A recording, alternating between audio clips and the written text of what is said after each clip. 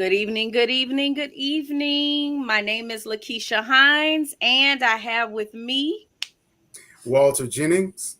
and Roland Bradley.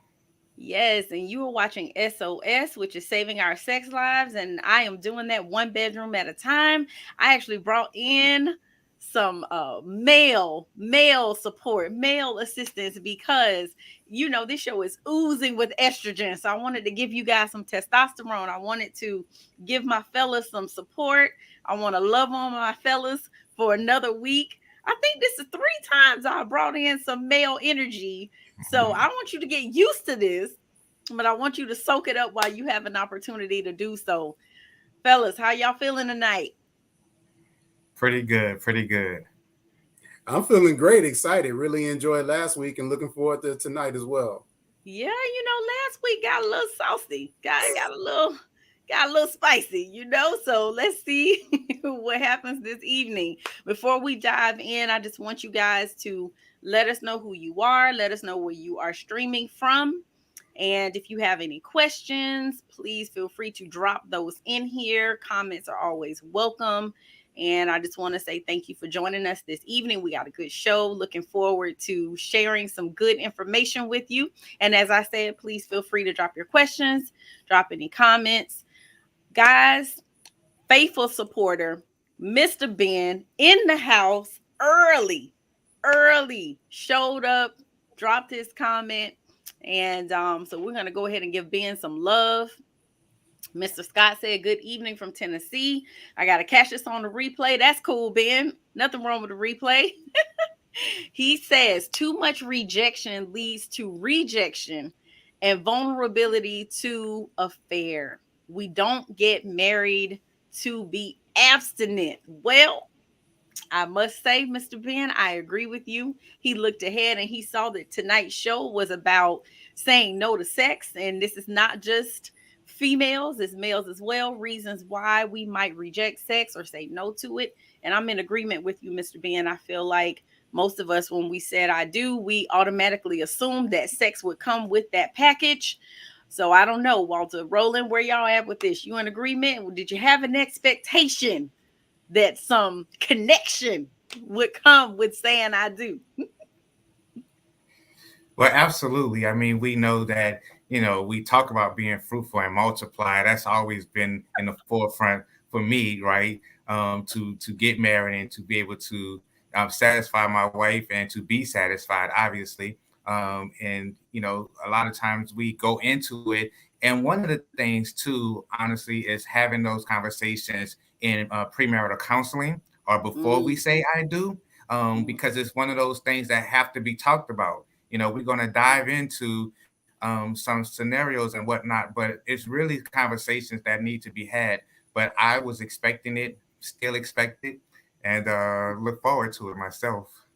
All right, all right.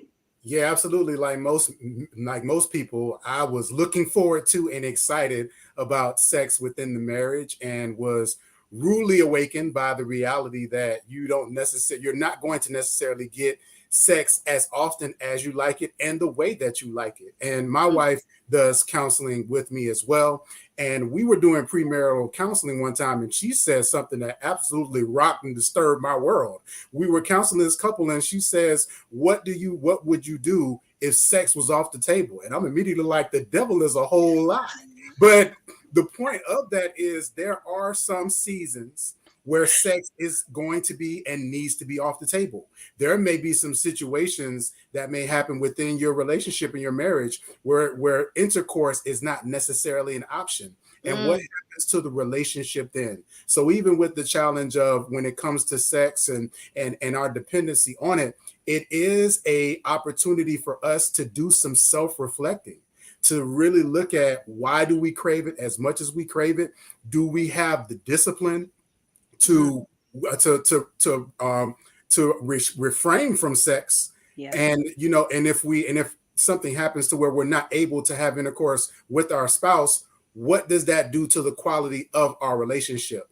And so there are some inward facing questions that I think we need to deal with, but there are also some external issues that we need to have addressed with our spouse as well when it comes to sex, because sex isn't always going to be on the table, nor should it. Yeah, man, listen, you just dropped so many golden nuggets in that one statement. I feel like we could park right here and stay here for the rest of the show. But I do want to say, I want to piggyback off of something that you said because something popped in my head. And I know that you guys are fathers. I'm a mother. You know, you have a 6 week time frame after you have a child where there's not supposed to be any intercourse. And if there was a C-section involved, it's even longer than 6 weeks because it can be really painful, you know, for the woman after she has had a major surgery. And so, what do you do? Like, we gonna break up because for 6 weeks you can't get none? Like, that's just not realistic and it's not a rational way of thinking. So you're right, there are specific times, there's seasons where sex does have to be off the table. I'm thinking of a couple also that, you know, the wife felt like that's all the husband wanted. She felt like all he wanted was sex. So the husband said, okay, tell you what, let's fast. And she said, what? Do what? You know what? Never mind. I'm good. She wanted it just as much as he did and just wasn't keeping it real. And so when that brother said, we're going to take it off the table so I can show you that it's more to me, to this, to us, to you than sex, she was like, oh no, I'm good. You proved it. I'm good. Don't do that. Don't cut me off. All right. So again, hey Ben, thank you for signing in early, dropping your comments. Hi Vashawn. Hey Derek. Team Smith is in the house. Hey Gonzalez and Jewel, we love you. Hey Christina and Greg, thank you guys for being here. Let's go ahead and dive in. Tonight we are talking about the reasons why women and men might say no, why they might reject sex. And we've broken this down into 4 different categories. For every reason, I'm calling them the 4 P's of no play. If you've been watching SOS, you know I've talked about role play, I've talked about foreplay, but tonight we're talking about no play, right? And so, with every one of these reasons for men and women, with why they may be saying no to sex, to me, it falls in one of 4 categories. So, the very first one that we'll talk about is priorities.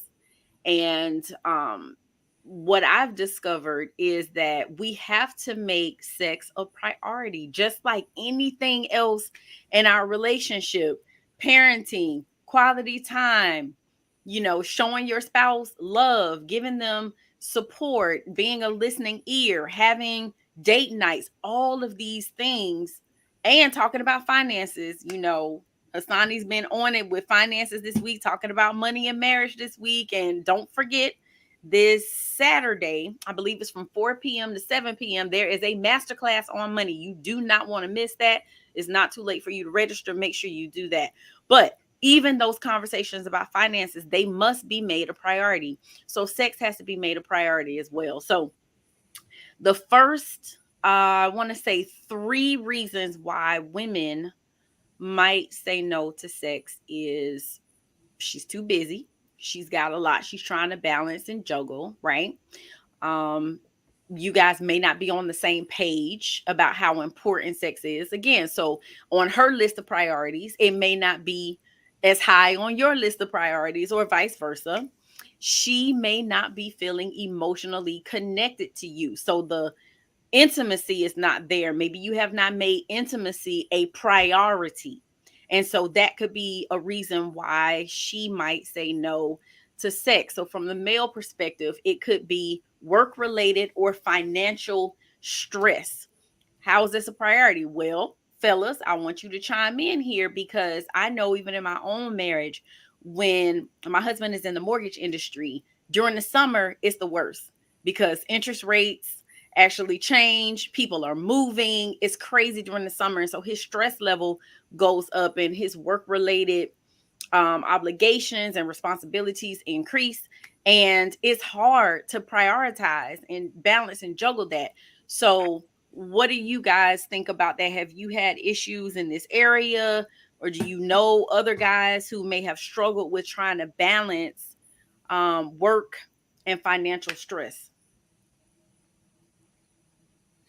Yeah, it for men, because we are the providers, we are the leaders of our family, we are the CEOs of our household. Um, Mm, the stress level, it rises. When it does rise, it can kind of give put us in the place of not necessarily wanting to be affectionate or wanting to go there. However, sometimes the flip side of that is we need it to kind of give us that boost to get us going. It's almost like a supplement that we need to get us out of the rut of feeling the stress that we have. Because it mm-hmm. is a stressful thing. We want to stay on top of the game. We want to stay on in the forefront of everything and making sure that we're taking care of our family and our responsibilities. So stress can play both sides. It can play, for the to benefit us, and it also can play against us. And we just have to find that balance individually to be able to put it into perspective to carry us through. That's a good point, Roland, too, because you know what? If there's no communication surrounding that, and I think we touched on this a little bit last week too, if there's no communication surrounding that, where the husband is sharing with his wife that, listen, there are certain seasons where I need to be intimate with you. I need to have that because there is so much else going on outside that I have to deal with, that when I come home, it's a stress reliever and it's something that makes me feel like I'm the man. I told you guys, my husband said it literally makes me feel like I'm at home. So it is a situation where there are times where you need that. But if there's no communication, the woman can feel as if, well, you just using me because you need a one-off or whatever the case may be. And it's not that. It's just like, I want you all the time. But at this Mhm. particular space and time, I need you. Yeah, and Keisha, you hit the nail on the head when you talked about work, because and it actually is tied into sex, because most men are performance based.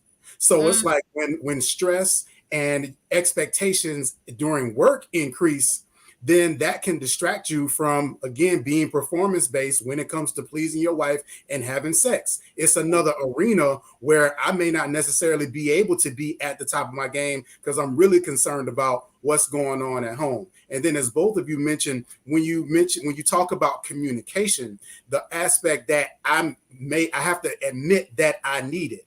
I may not necessarily perform at the level that you are used to, because I really need to be poured into. I need this in order to encourage me as far as with everything that I'm going through at work. And so absolutely it becomes ministry to us, but we do have to be honest about exactly what it is that we need, and trusting that you all can handle that. yeah, I'm perfect segue. Thank you, my brother. The second P of no play, problems. Problems. And one of the problems that can come up, and this is from a male perspective, okay? Um, is performance anxiety, which is what you just said. And it literally can also be one of the other P's, and I'll touch on that a little bit later, but it can be a problem because it does cause you guys to go into your head. And that way, you're not focused on the experience. You're not really there in the moment because you have anxiety about whether or not you're going to be able to please your spouse. And also, that could be on the flip side. You may have anxiety about whether or not you're going to be pleased. So, either way, that causes you to not be fully present in the moment. And that's a problem. The next problem on the male side could be physical reasons. And we touched on this before, or I should say, I did before when I covered, reasons why men might say no to sex. If there's erectile dysfunction, if there is a certain medication that he may be taking that lowers his libido or affects his ability to get, maintain an erection, that could cause performance anxiety. Also, if there is something physically going on that's preventing him from being able to perform at the level that he's used to performing at, that in turn can cause the anxiety, right? If there's something medically going on that causes the performance anxiety, and he may just say, you know what, rather than deal with all of that, I'm just not going there. We just not gonna have sex at all. So that can, again, one of those physical things that is totally beyond his control can cause performance anxiety and cause him to not want to engage. I shared things that can be done if there are physical problems, certain things that you guys can do. There's medical physicians out there that can assist with erectile dysfunction. There's medications that you can take. If there is an issue with stamina, you need to work out, hit that cardio. We talked about that. Like, that cardio is everything. You gotta stay in the gym or be walking around your neighborhood. Once I know you be in the neighborhood, get it in. So you don't even have to be at the gym, but you got to get that cardio in. So control what you can control. All right. For ladies, some problems might be their actual problems in a relationship. There are things that have not been dealt with. There may be some conflicts that we're just sweeping under the rug that we're not addressing, or we're putting a band-aid on and it's not really being resolved. So there's a problem in a relationship that could affect her willingness to want to engage in sexual activity. Menopause, that's the physical for women, that affects sex drive, that affects um her vaginal lubrication. It affects her mood. It affects so many different things. Her weight as well, which could cause body issues and self-esteem issues. um if there is an issue with libido outside of menopause, then again, that's a problem. Also, if she's struggling with her mental health, there are times where, and that could be men or women, right? If you're having some mental health issues that can affect you in the bedroom. So we have to address these problems, because if we don't, again, then we're not going to reach our maximum potential in the bedroom. You guys have any feedback, any comments, anything you want to weigh in on problems and how that plays into our sex lives? I really wanted to just chime in and point out, Keisha, that a lot of the problems that you mentioned, make sure everybody sees that a lot of those things are external as it relates to, some of those things are related to age. Mm-hmm. Some of those things are related to physical conditions that may or may not be the fault of the individual that's experiencing that. But it's important to be able to be honest about what exactly is going on, especially when it comes to men that are aging. When you're used to being, when you're 20, 25 years old and you're used to your body responding a certain way really quickly, when you turn 40, 45, things start to change. And so wrapping your mentality and mind around that so that you can make those adjustments, and also cultivate a lifestyle that is going to be in line with exactly what you want to see, is an important part of that, rather than really going into a state where you're depressed about you not being who you once were before, instead of embracing where you are now. Absolutely. And that's, again, we keep saying it over and over. That's where that communication comes in at, because when you can have hard, honest conversations, they don't become so hard anymore. They just become honest conversations and intimate conversations. And that allows you to become closer to one another, simply because you are tapping into the vulnerabilities of your feelings and who you are. And so it takes away the performance and goes back into the passion that you have for one another, the love that you have for one another, which supersedes the expectations of performing in the bedroom. I love it. I love it. And again, a lot of times we don't want to address the problems. I don't know why. And I told you all, I'm like, you're going to get sick and tired of me talking about communication. But it's so important, because if we're not talking, we're not communicating, then we're not resolving these problems. We're not dealing with these issues. And as you said, Walter, you're right. A lot of this is external. And I want to give you guys hope, because there's something that can be done. It's not a situation where you have to accept this. There are definitely things that you can do. And in every aspect of our relationship, there's work that has to be done. This is no different. This is no different. And I tell people who are single, who are saying they want to be married, I'm like, you better know what you are signing up for. When you say you want to be married, you're saying, I want to do work. That's literally what you're saying. And I want to work every day, and I want to work hard, and I'm going to have to change my jobs several times. Like, I'm going to have to shift my approaches. I'm going to have to minimize, decrease me, right? And be humble. I'm going to have to serve. I'm going to have to do so many different things that maybe you weren't taught, maybe that you didn't see. growing up, which is so important for you guys to be watching Walter and Charmaine's show before I do, because they are breaking it down, letting you know those things that many of us were not told before we got married, so we can prepare and be ready to deal with the challenges that come. So absolutely, these problems are definitely things that you guys can you can deal with, you can address, they can be resolved. It's just really about you guys being willing to do the work. So I want to say, Micro Goon, you absolutely can ask questions. Please drop your questions and don't wait until 5 minutes before the show is out to do it. So make sure you go ahead and do that. Drop your questions. I want to say, what is up, Stephen G from Florida? You know, that's where Walter and I are. So you represent the Sunshine State. We love it. All right, you guys. So we're gonna take just a quick break, and then we'll come back and jump into the rest of these 5 P's. You are watching SOS.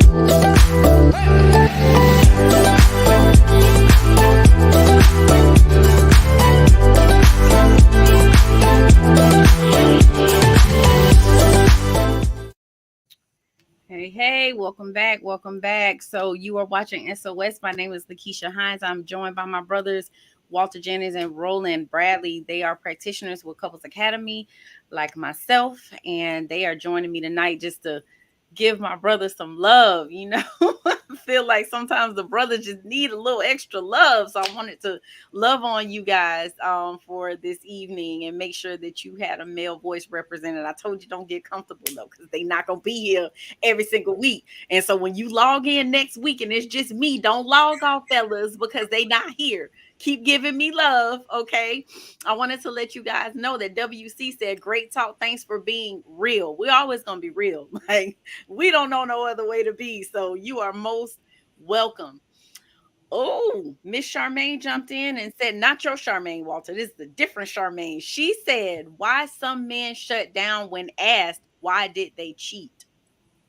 Well, the short answer is could be this, because they don't think you can handle the truth.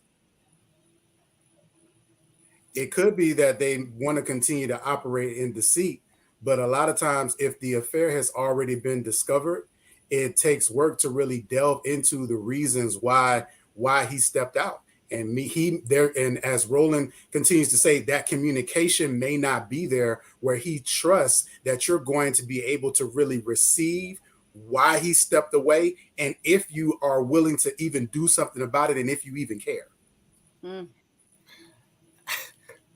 Where are the bombs? I don't know what to say after that. Right? I'm like, Walter's just dropping bombs and the landmines and everything. I mean, a lot, and the flip side of that sometimes too is the guilt and the shame. You know, the fact that they did something and can't believe that they did it, they got caught. You know, it could be a plethora of reasons, not so much just not wanting to talk about it or just trying to hide it from you. It's just a matter of, you know, the forgiveness of themselves and having to deal with the fact that they know that they've messed up. They know that they've, you know, they didn't messed up this time. You know, so it could be a plethora of reasons, not necessarily one particular thing. Absolutely. Absolutely. So hopefully that helps, sis. All right. So we're on to our next P, the four P's of no play. The third one is pressure, pressure, pressure. So now I'm going to speak about the ladies, fellas. You can talk about the men. If a woman feels pressured to have sex, there's nothing sexy about that. There's nothing romantic about that. She's not running to beat you to the bedroom for pressure into having sex. You want her to be there because she wants to be there. You don't want her pressured or feeling as if it is an obligation or it is a duty, which we've talked about at Couples Academy many, many times about duty sex. And it's not fun. It's not pleasurable, honestly. And if we keep it all the way real, I don't think it's fun for y'all either. It's not the best version of sex that you can get. There are times where, yes, you may need to engage in that because, again, we talked about y'all needs, right? And we have needs too. So there may be times you have to do that, but that should not be the norm. That should not be the regular. And nobody should feel, quote unquote, pressured to have sex. Another way that a woman might feel pressure is through motherhood. A lot of times when we become mothers, there's a conflict between motherhood and her sexual self. You got babies hanging off you, you're nursing, you're changing poop, they throwing up on you all day, or they're once they get older, they're stressing you out. You got to help with homework. It's just all these challenges, the different seasons that our kids go through. And motherhood actually a lot of times causes women to lose their sense of self and their identities and just not being confident and comfortable in their own bodies. And so there's pressure then to get back to herself. There's pressure to find that balance. There's pressure to split herself into 3 and 4 different parts to be able to accommodate the needs of her family, to include her husband. So that pressure again is definitely a turn off, and it can lower her libido and again lower her desire to want to engage in sexual activity. So what say you men regarding pressure? Have you ever experienced this, or have you heard, what do you know about men experiencing pressure which could lead to them not wanting to engage in sexual activity? Well, I believe that there's a sexiness about being wanted, but then there's a turnoff about being aggressively wanted or aggressively pursued or Oh. aggressively that is that's cause for pause. Like you are doing the most, and I need to figure out why you're doing the most. Because I think just like men, some men they have this thing about getting notches on their belts. I think Mm. women they have that thing too about getting notches on their blouse or whatever you want to call it. You know what I'm saying? They have this thing too. And so overly aggressive women can be a most definitely a turn off to men. And sometimes again, wives Mm. can kind of be that way. Maybe she's trying to cover something up. She bought a pair of shoes that we didn't know about. So now she wants to just be all over you. And that's Rolling. to deflect or something like that. I'm just saying, Don't we hate, don't hate, don't hate. You asked we us to just come talk here. that listen, we pay more attention than y'all think we do. So, we'll go along sometimes. I saw that new purse you bought and the new shoes and all that kind of stuff. I saw it. No, I didn't say nothing, but I did notice it. So a lot of times, again, that over aggressiveness can be a thing that just is like, listen, I'm really not in the mood right now. So Real talk, Rolling. We are taught that if we want to get something, and we know that most likely you're going to say no to ask you right after we've engaged in sexual activity, but we got to make sure it was good. And then right after, hey, can I go shopping tomorrow? I ain't gonna lie, work on me. That's the best time to It ask work for on something. it work on me, please, yeah. Please believe. We're taught that. You speaking something, Roland. I don't appreciate you pointing that out, but I just want to say that there is validity and truth to what it is that you're saying. Yeah, listen. Sometimes it works in your favor. You just got to know how to play it. I'm just, Yes. yeah.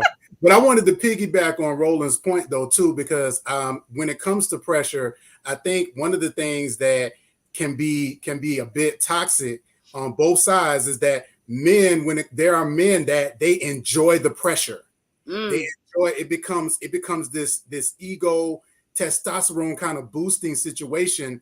And mm, what happens is sex and intercourse with your wife becomes something, just as Roland mentioned, to be dominated rather than something to be mutually enjoyed.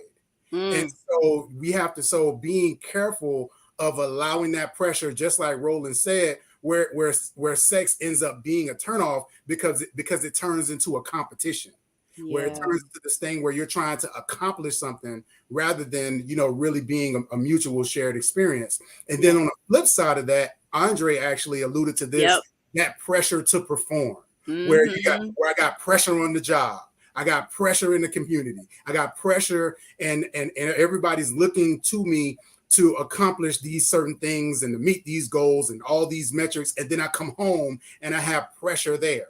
And Yeah. so, that can really lead a man to just shut down and just not want to have anything to do with those things that are being required of him. And sex, unfortunately, can become one of those things. And in both of those scenarios, both of those are an illustration how we can misconstrue and misuse sex and deviate from exactly what it's supposed to be for.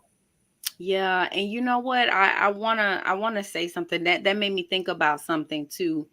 What about post infidelity, right? Where, let's say, we won't use gender, but let's just say whoever cheated, the affair partner was more attractive or performed better sexually than the spouse.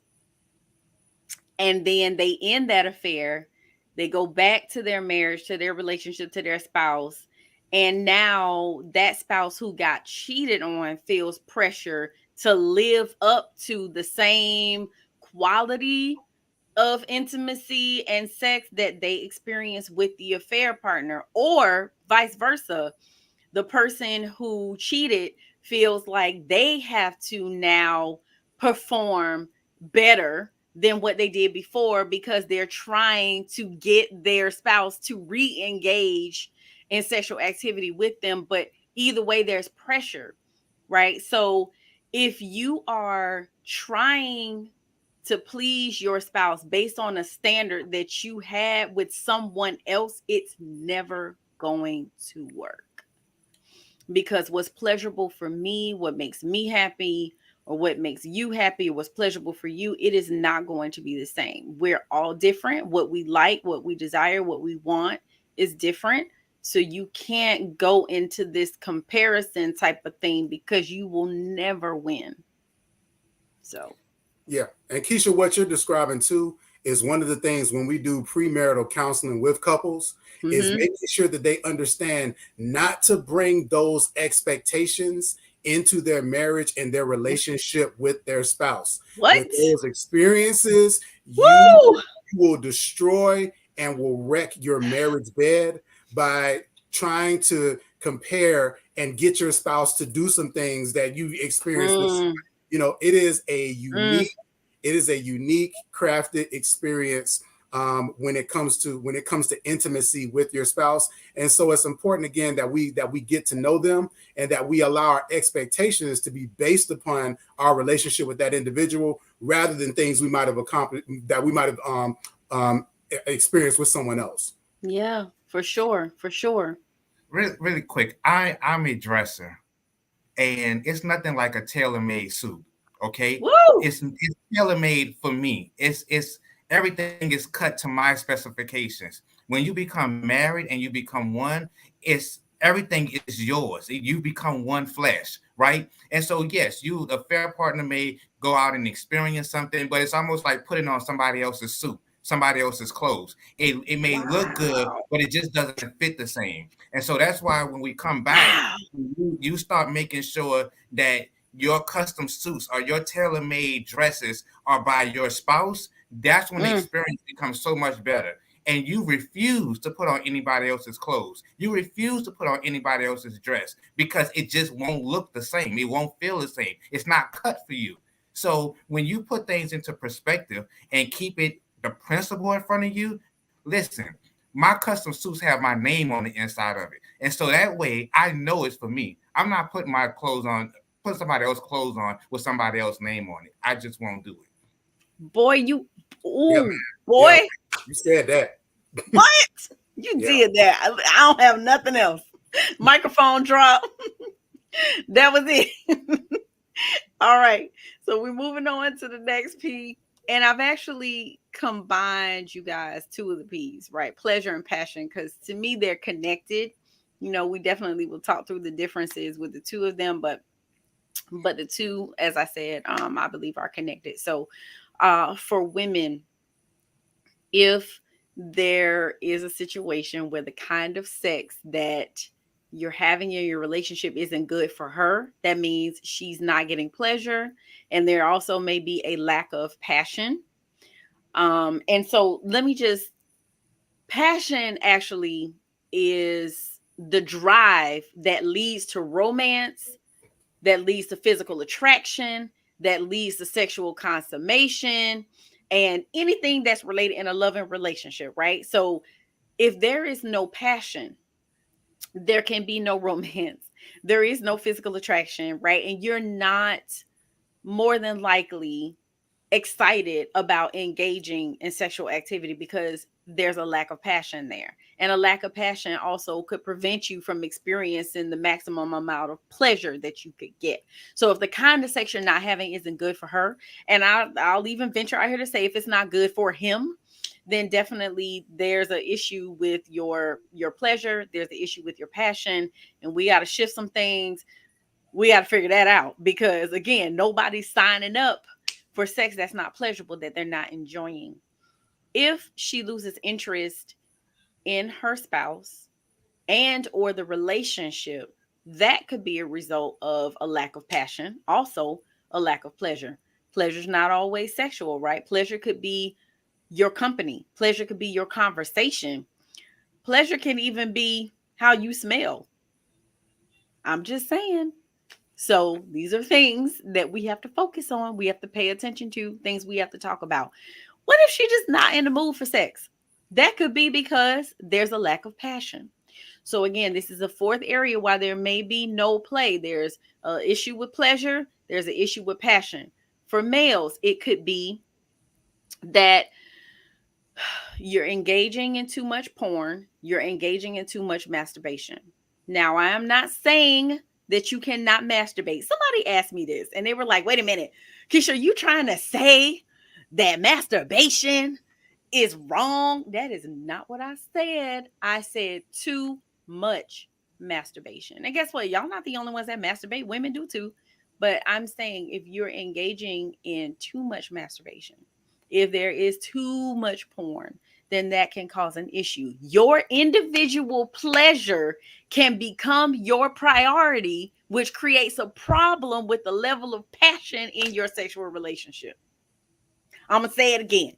Your individual pleasure can become your priority, which creates a problem with the level of passion in your sexual relationship. Why? Because when you masturbate and you're watching porn, it's a fantasy. It's not real. So Walter, you mentioned bringing in those past experiences into your current situation. Same thing with porn. If you are watching porn and that's what stimulates you and that's what turns you on, if you do that too much, you have difficulty becoming stimulated without watching pornography. Now that sends a message to your spouse that they're not good enough and that you're not attracted to them, which may not be the case, but that's the message that they receive if you get to a place where you have to watch pornography to be stimulated and to be able to engage in any type of sexual activity. The masturbation piece is you are your own show. It's a one man or one woman show.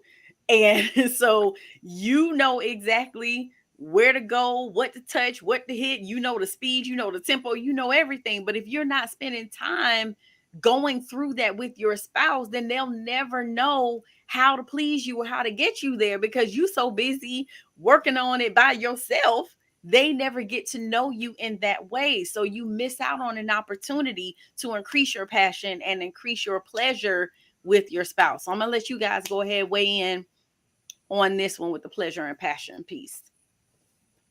Now, Keisha, I was going to say you hit the nail exactly on the head, especially with the pornography and the masturbation piece. What I actually wanted to point out too is that when it comes to affairs, part of the reason why affairs can be so misleading and so addictive and hard to break away from is exactly what we're talking about now. Is you get to focus on the pleasure and the passion without a lot of the other distractions and issues that we just talked about, as it relates to the other priorities, as it relates to the problems and all those other things, which is part of the reason, again, as we were talking before the show started, why leaving for the affair partner doesn't work. Because then you take on all those things, and now the pleasure and the passion begins to wane, and you find yourself in the exact same situation that you were in before. So just as you mentioned, it is a work. You have to work as far as with your partner and figuring out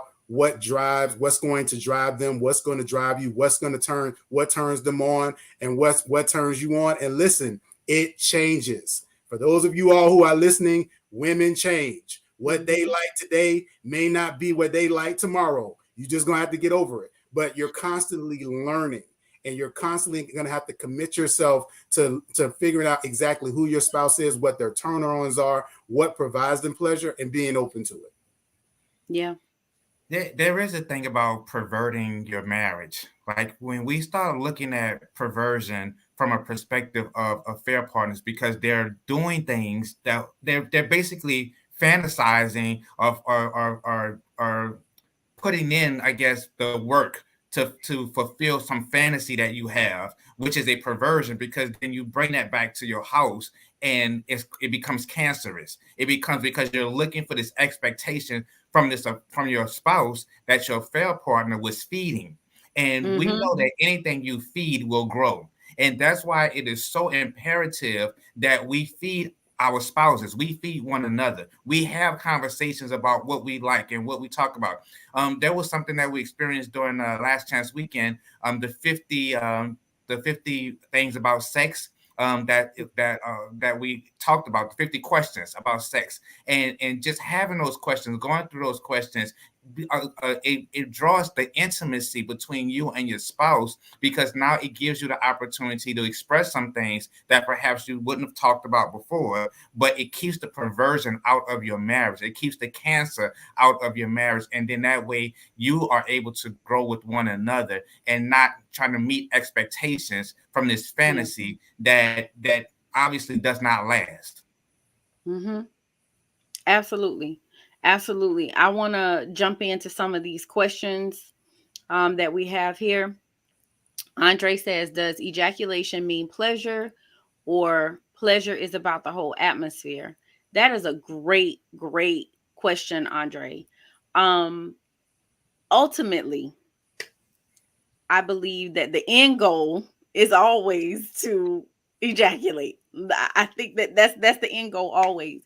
But when you are so in tune and connected with your partner, and you're just enjoying being in that moment, whether you ejaculate or not, you're good, because it's a spiritual connection that you have with your partner. And I mean, I can tell you, I know for sure, like couples literally have been like, at times they've been like, you know what, I'm good. Like, you good, you straight, I'm good. Like, I'm just happy to be here. I'm just enjoying the moment and I'm good. So I think when you get to a certain level in your relationship and a certain level of intimacy and connection with your partner, that's not even that's not the focus, that's not the priority. Because if we're so focused on the end, we can't enjoy the present, we can't enjoy the journey, right? And so one of the things that if you get Hassani's book, The Audacity of Marriage, he talks about the different types of sex. And duty sex was like the least favorable, right? But the one that is the most favorable is gourmet sex. And when you break down gourmet sex and what that looks like, that's literally about savoring every single moment.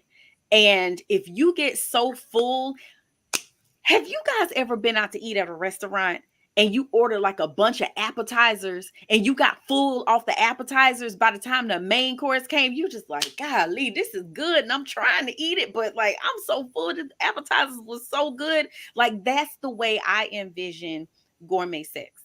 It's so good, like from the beginning, and like that journey, that by the time you get to the main course, it's like whether or not there's ejaculation or there's a climax or whatever, I'm good. So does it mean pleasure? It can, but it doesn't always have to be that. I think pleasure is about what feels good to you and what feels good to your partner. And again, just enjoying that experience. And I've shared with you guys before, the best sex is when you are connected mentally, emotionally, spiritually, and then you engage in physical activity because you're connected on all levels. And that's that mind-blowing, earth-shattering, bomb-dropping sex that if you have not experienced that, you definitely better contact me and book a session so I can get you there, because you have no clue what you're missing out on. And I'm telling you, the first time that happened, the very first time that happened, I literally looked around like, bruh, what have we been doing? Like, this is the way God intended for this to be. And we've been missing out because we're holding on to foolishness and we're focused on the wrong thing. We're holding on to unforgiveness, and we got bitterness and resentment and frustration, and we're not communicating and not connecting, and we letting these kids drive us crazy. Like, we got to get our priorities in order. So again, it doesn't have to mean pleasure.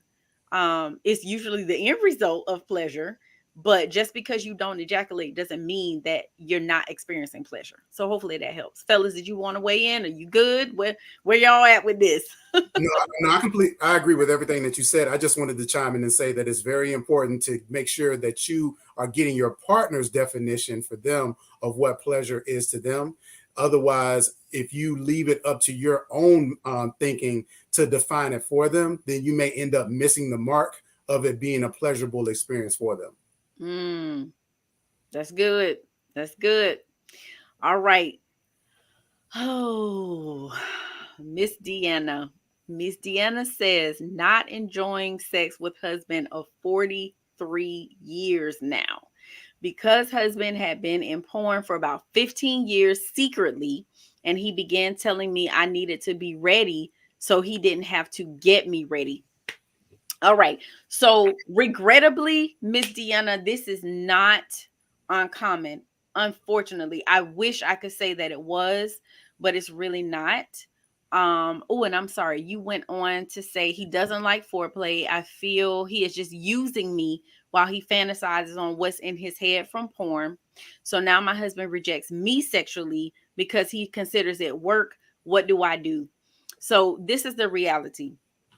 When you are in a marriage, you're in a relationship, it should be mutually beneficial for both parties. Now, does that mean there are times where I got to take one for the team, or you might have to take one for the team? There are times where we have to do that, but it should not be consistent that you are not being satisfied in this relationship. So I need you to go back and watch my show from it probably was like a month ago, where we were talking about foreplay and the importance of it. I would love it if you watch it together, but if not, watch it by yourself. Take some notes, Miss Deanna, and have a crucial conversation with your husband and explain to him the importance of foreplay for you, the importance of you being able to get satisfaction out of your sexual encounters. And I'm 100% right there with you when I say that porn has literally poisoned your marriage, poisoned your sex life, and it has robbed you of the pleasure that you both ultimately could be experiencing. He doesn't understand that he's actually missing out by engaging in watching porn and probably masturbating while he is doing it, or at least using that to get stimulated and then come to release on you. Like, that is one of the most selfish things I have ever heard of in my entire life. And so it is critically important that you express to him your lack of satisfaction and what it is that you need to be pleased and what it is that you need to enjoy sex in the relationship. And honestly, if you're not getting what it is that you want and you desire, well, you may need to start taking care of yourself for a time, but you definitely need to have a conversation with him so that you guys hopefully, prayerfully can get on one accord. And if he won't listen to you, maybe he'll listen to me. So book a session. Roland, you look like you want to jump in. You look like you Well, had something. I do, because you use the key word. I heard everything you said, but it was one key word that was just stood out to me that I was already thinking about, and that is selfish. We become so selfish in our desires and what we want and what we don't want and the expectations of our spouses that we miss the mark every single time. We miss the pleasurable moments of being with our spouses because we want to be selfish. And the Hmm. fact of the matter is, the older we get, the more stuck in our ways we get. But I've said it before, whatever we feed is going to grow. So if you've been doing something for a period of time and you consistently continue to do it, then you're telling yourself that this is more important or this is more priority to me than my spouse is or my partner is. And then Yeah. now the focus is shifted from where it's supposed to be to something that, again, we're fantasizing over, because that's just what it is. It's just a fantasy. It's just something that we are imagining. But when we start making movies with our spouses, when we start making our own kind of things You that we better want, talk about it. right, then it changes the game for everybody, because now it's beneficial, it's mutually beneficial. The point that Walter made earlier is mutually beneficial to both of us, because now we are engaging in one another. But as long Mhm. as we be selfish, that word right there is a silent killer in a lot of marriages, because we want what we want and nobody Mhm. can tell us any different. And selfishness will have you going down a road that will lead to destruction, and you don't care who you kill on the way to it. But as Yeah. long as you get what you want, as long as you're happy, as long as you're satisfied, nothing else really matters. Mhm.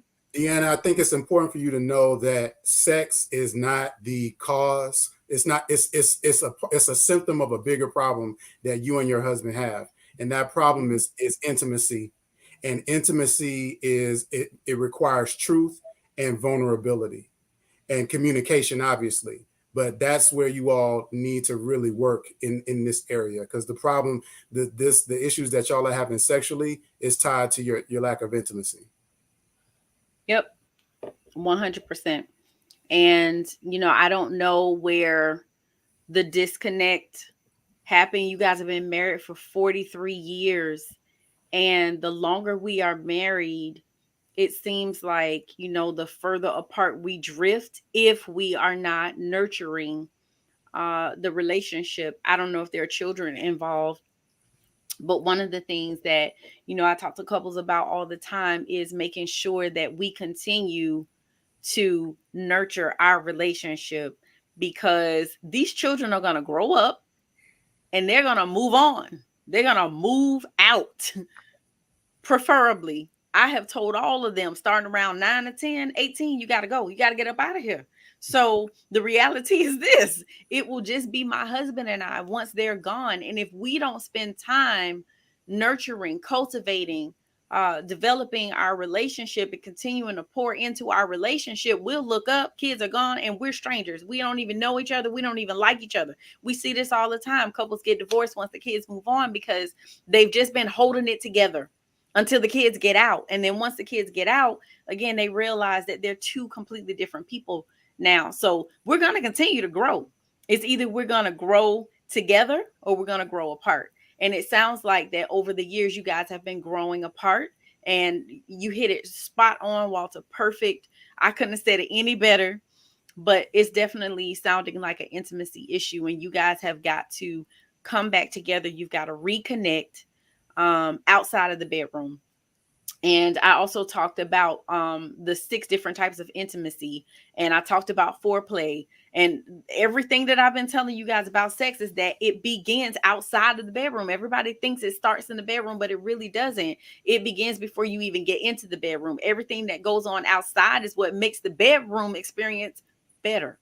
So you guys definitely need to spend some time reconnecting. And, we're all here for you. We definitely can support. Reach out, make that discovery call with Hassani, and let us get you guys some help. Because again, you are not starving sexually. I mean, you may be, but that's not the issue. The bigger issue is you're starving emotionally and intimately. Okay. Deanna,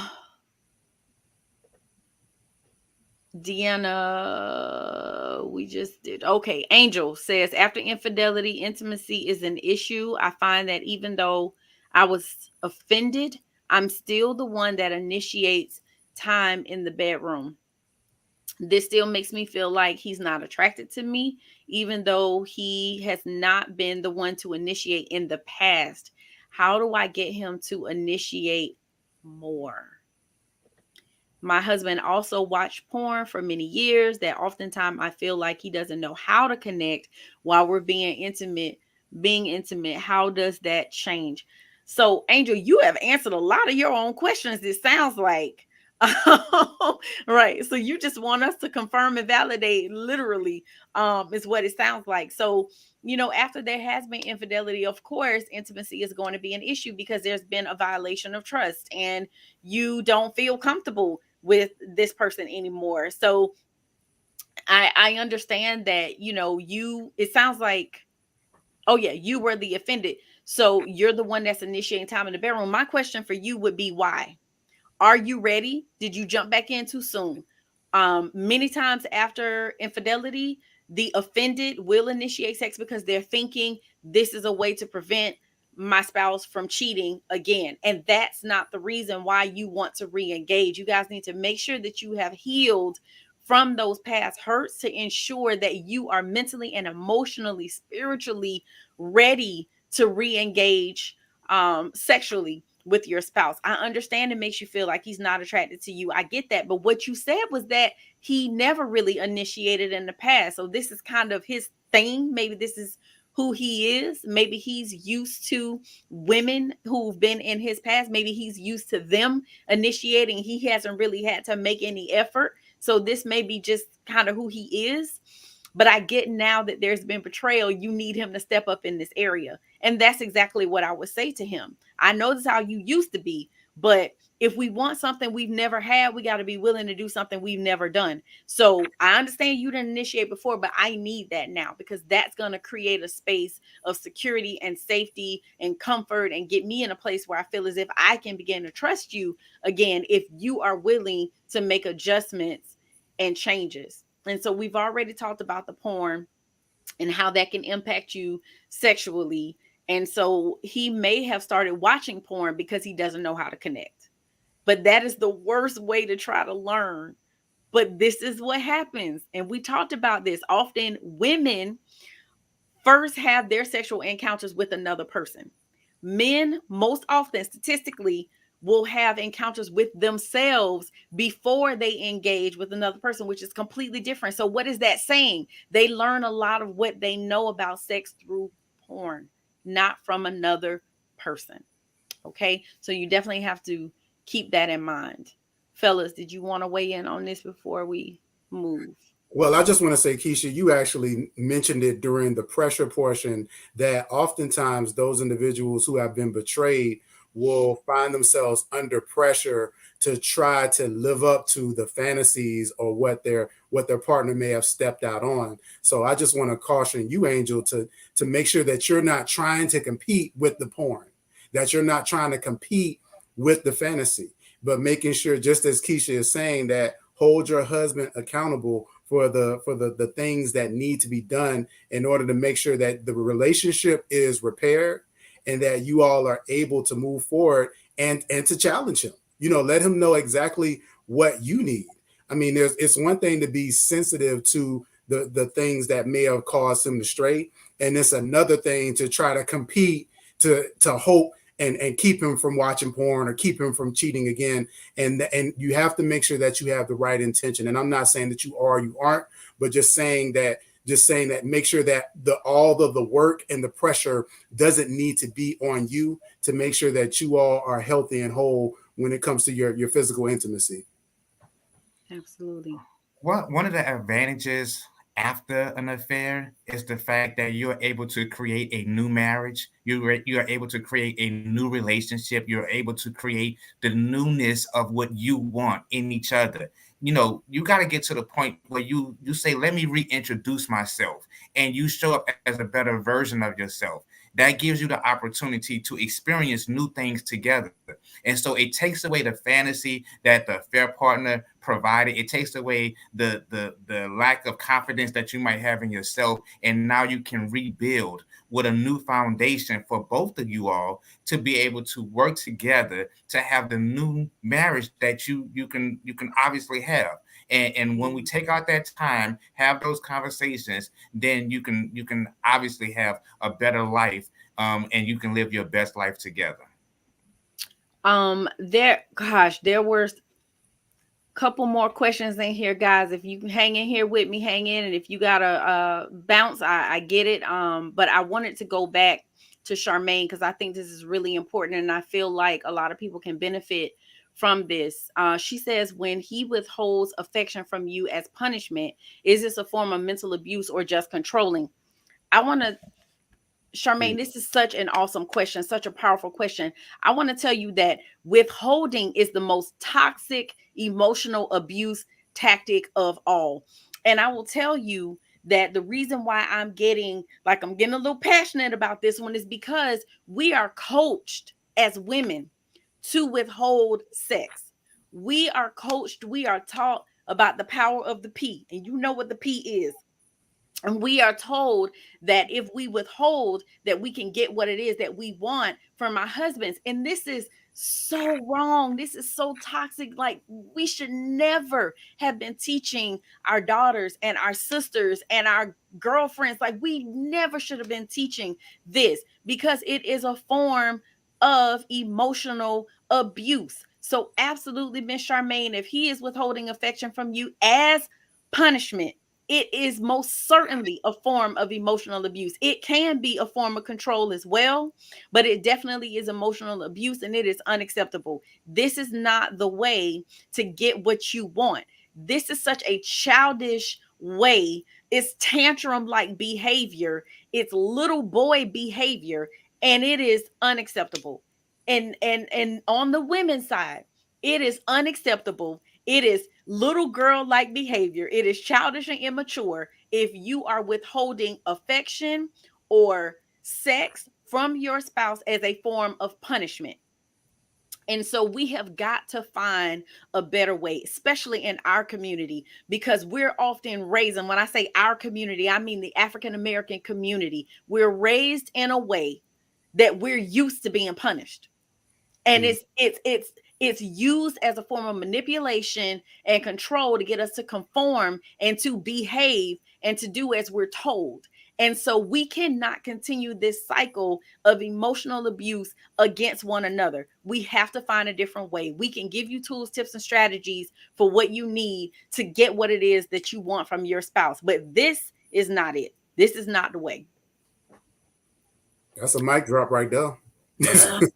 That's a mic drop. Okay. And then Deanna, she said he just admitted that he cheated. So I do want to go back because she had asked, um, what does she do about her husband rejecting her sexually? And she said he just admitted that he cheated on me 2 years after marriage. And I believe that there's more he wants to admit. He's a truck driver on the road. I want to talk and he won't. Is this all tied to shame or from secrets? And I want to say to you, Deanna, again, you kind of answering your own question, sis. The reality is this: it can be guilt, it can be shame, which why he's rejecting you, because he knows that he has some secrets, he has some things that he needs to confess. And until he does that, there's still going to continue to be that conviction. There's still going to be that boulder that he's carrying around that will cause anxiety when it's time to perform in the bedroom, because he knows he's not showing up fully transparent and he's not showing up as his best self. One of the most transparent, naked places is in the bedroom. because you literally are naked, and this is the most intimate you will ever be when you are connecting sexually with your spouse. And if you are carrying something, there's no way that you can show up fully present, transparent, open, and free, and be able to enjoy and engage in sexual activity if you got secrets and if there are things that still need to be shared. So I'll let you guys comment, and then that'll be a wrap for us tonight. If you have anything you want to say to Miss Deanna. Well, Walter used the word a few minutes ago, and I just use it. I mean, because he made a good point of holding him accountable. We have to make sure that we are a oneness. We are a couple. We are one. And a lot of times, men, women, we do things because we feel like we're getting away with it because nobody's holding us accountable. And when you take the time to have hard conversations about these things because it's affecting you, because a lot of times when we do things bad, it shows up in other areas. And again, it becomes cancerous. And now you're in a place where you're not intimately emotionally connected, and then by the time you come together, neither one of you can perform because you're worried about what he's worried about what he has done and hasn't talked about, and not being transparent about. So it goes back to being able to, one, you're going to have to get some help, get a mediator to be able to do a deep dive into the conversation of you guys having, because you got to get down to the root cause of why things are the way that they are. That's just the bottom line. You can try to do it on your own. You can try to figure it out on your own. But the bottom line is you need some expertise help to get down to the root cause of it, so that way you can live a healthier life. Want to highlight something too. Deanna mentioned that they've been married for 43 years. Yes. And so you have some years under your belt, but as we've been mentioning and reiterating all night, marriage is a work. And we oftentimes we will celebrate the number of years that somebody has been married, but what happens within those years? Are those quality years? And so Roland says something that is very powerful. You all can reimagine a new marriage after 43 years. It is possible. So definitely reach out to us. This is where Couple Academy excels at helping you all to not only move past the trauma of your past, but also to project and have a vision for a beautiful marriage moving forward. So please make sure that you get in contact with us, because not all hope is lost. And those 43 years look good on paper, but we want to make sure that the next 40 years that are in front of you are they don't even compare to what you all have gone through. That's it. So honestly, Celine, I see your question, and it's a lot for us to unpack with that, sis. So come back and let us help you with this, because I hear what you're saying. I see your question, but like I say, it's a lot to unpack, and we are already over time. I gotta let my brothers go, get back to their wives, get to their families, and I need to get to mine too. So again, I want to say thank you so much, Walter. Thank you so much, Roland. I truly appreciate you guys for joining me and dropping your wisdom, dropping these bombs tonight, both of you. I just want to say thank you to everyone who watched. Please be sure to tune in tomorrow night, 9 p.m., where Walter and his lovely wife will have their show Before I Do. 9:30. 9:30. We moved 9:30. we moved it up 30 minutes because some of y'all just get to 9:30 now. Everybody jump in. So I know some of you all have some things you do on Wednesday nights. So tomorrow night, 9:30 for Before I Do, we're talking about when love languages turn toxic. Whoop. All right. Look, I'm watching. I need to chime in too. I might be able to take some of that content and bring it to SOS. But yes, please be sure to support Walter and Charmaine with Before I Do. Make sure that you watch the Couples Academy show Monday through Thursday, 9:30 a.m. and Ask the Experts every Friday, 9:30 a.m. We're here for you. Not too late to sign up for Last Chance Weekend. money management this Saturday, 4 p.m. to 7 p.m. Not too late to jump in. Unearth retreat next weekend. I will be there with Danielle and Roland's lovely wife. Janella will be there as well. Not too late to jump into that as well. So you guys make sure you stay tuned. Download the app for all things Couples Academy. So again, we want to say thank you for watching. You guys have a wonderful, wonderful night. And I hope to maybe see you on another show this week. All right. You guys have a good night. Thank you.